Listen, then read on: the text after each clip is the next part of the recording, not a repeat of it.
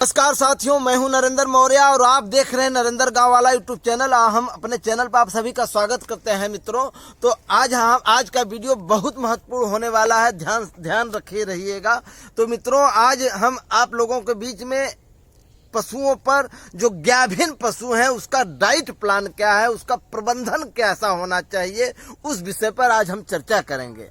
तो मित्रों, सबसे पहले हम आपको बता दें कि उनके प्रबंधन के विषय में चर्चा करेंगे। तो उनका शुरू करते हैं, उनका प्रबंधन क्या क्या होना चाहिए और उनका डाइट प्लान क्या हो, और ताकि बच्चे के ग्रोथ के लिए, माँ के ग्रोथ के लिए, प्रेग्नेंट पशु के का स्वास्थ्य के लिए, ताकि आने वाला भविष्य सुंदर हो और हमारी पशु अच्छा से दूध दे और जितना उसका कैपेसिटी है पूरा हम उससे दूध लें और हमारा बच्चा भी स्वस्थ रहे।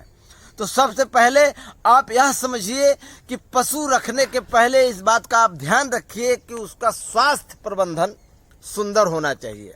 दूसरा आता है कि आवास प्रबंधन, तीसरा आता है जल प्रबंधन, उसके बाद आता है डाइट प्रबंधन, उसके बाद आता है औषधि प्रबंधन।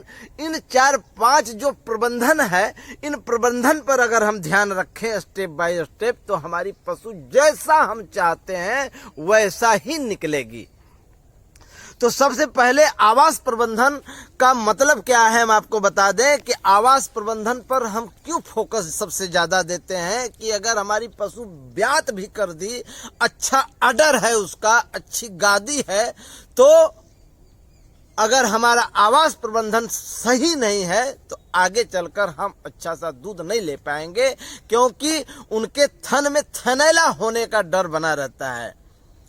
आवास प्रबंधन आपका ऐसा होना चाहिए कि जाड़े के मौसम में अगर 3 महीना की हमारी पशु प्रेग्नेंट हो गई तो उसका जो छावनी है वह ऐसा होना चाहिए कि उनके जहां उनको हम बांधे वो गर्म रहे, और नीचे के जहां वो बैठे वो मिट्टी का जगह हो। अगर मिट्टी नहीं है तो प्लास्टिक का, रबड़ का जो हमारे भारत में बिछौना आता है पशुओं के लिए, उसकी व्यवस्था होनी बहुत जरूरी है।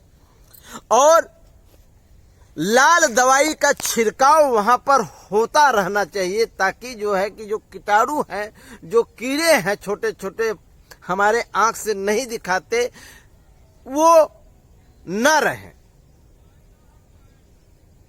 अब आ जाइए जल प्रबंधन पर। तो जल प्रबंधन क्या है कि जाड़े के मौसम में पशु को बासी पानी न दिया जाए, जब भी दिया जाए उनको ताजा पानी दिया जाए। जाड़े के मौसम में, गर्मी के मौसम में तो आप कोई भी पानी दे सकते हैं, लेकिन ध्यान रहे कि वह पानी उबलता हुआ न रहे गर्मी के मौसम में। यह है जल प्रबंधन। और पशुओं को खाना खाने के बाद उन्हें ऐसी व्यवस्था हो कि उन्हें जब प्यास लगे तब उन्हें पानी पीने को मिल जाए, और वह पानी जिस टैंक में भरा हो वो पानी में, टैंक में चूने से पुताई किया हो, ताकि उन्हें जब पिए तो कैल्शियम मिलता रहे। अगर नहीं चूने से पुताई हुआ है तो उस पानी में थोड़ा सा चूने की पोटली, कपड़े में 1 किलो चूना की पोटली बांधकर उसमें डाल दिया जाए, और वो चूना पानी में घुलनशील बना रहेगा। जब हमारी पशु पानी पिएगी तो उनके पेट में जाएगा, कैल्शियम मिलता रहेगा। बच्चे के ग्रोथ के लिए कैल्शियम बहुत जरूरी है मित्रों।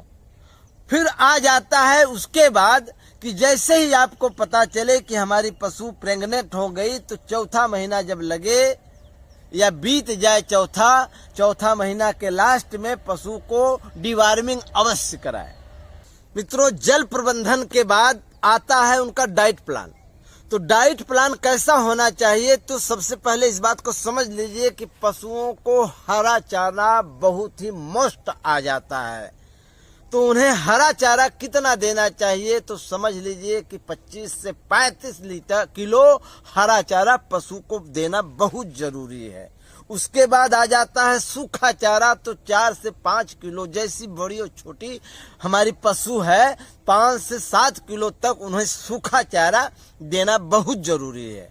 फिर उसके बाद आता है कि डाइट में दाना मिश्रण, तो दाना मिश्रण पशुओं को अवश्य दे, जिसमें खल हो, चोकर हो, चूनी हो, थोड़ा जवा का आटा हो, थोड़ा बाजरे का आटा हो, मक्के का आटा हो और चने की चूरी हो, साथ में पशुओं को अवश्य देते रहें।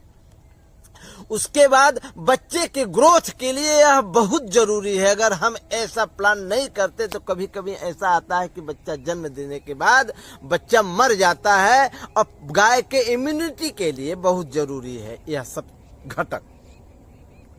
दाना मिश्रण में ये घटक बहुत जरूरी है। उसके बाद आ जाता है मिनरल मिक्सचर, जो सारे मिनरल्स और विटामिन मिले रहते हैं, उन्हें 50 ग्राम पर डे, 50 ग्राम पर डे मिनरल मिक्सचर आप देते रहिए। अगर कुछ पशुपालकों का यह कहना है कि एक्स्ट्रा हमारे पशु को मिले, तो साथ में पशु के अडर के ग्रोथ के लिए, उसके गादी के लिए, उसके थन के बढ़ोतरी के लिए, ताकि वो अच्छा से थन करे तभी ना अच्छा से दूध देगी, इसलिए उसके लिए विटामिन एच का सिरप, विटामिन एच का सिरप अवश्य दें।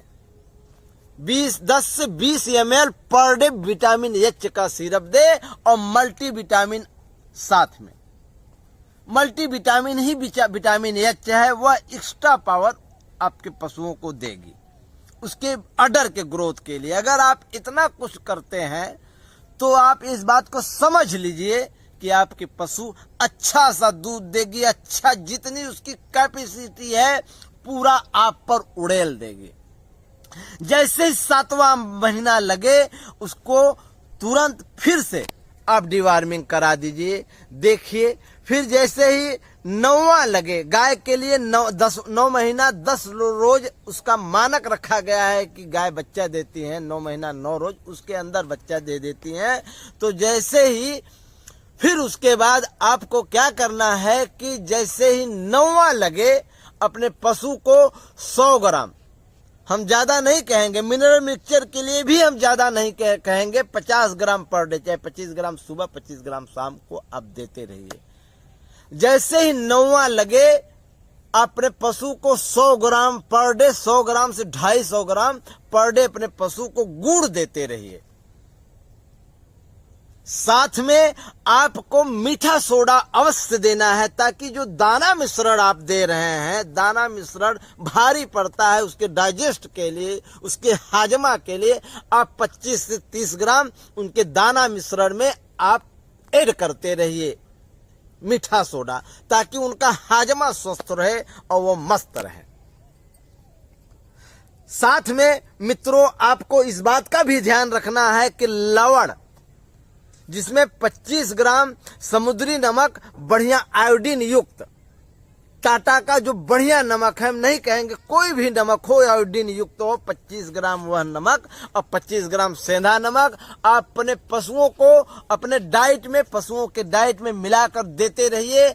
आपका पशु बहुत अच्छे से ब्यात करेगी।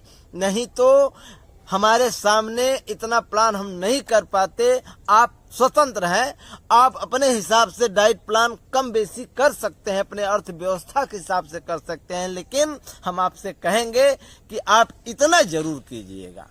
आपको अच्छा दूध लेना है तो कभी कभी ऐसा होता है कि बच्चा जन्म देते समय बहुत हार्ड डिलीवरी हो जाती है, कभी कभी जेर नहीं गिरा पाती। उनके इम्यूनिटी पावर के लिए, अगर उनके शरीर में इम्यूनिटी पावर अच्छी रहेगी, उनका स्वास्थ्य फिट रहेगा, अंदर से स्ट्रांग रहेंगी, तो बढ़िया से पशु डिलीवरी करेगी, डिलीवरी भी सरल हो जाएगी और वो जेर भी अपने टाइम पर मस्त ढंग से जेर गिराएगी, पशु आपकी स्वस्थ रहेगी।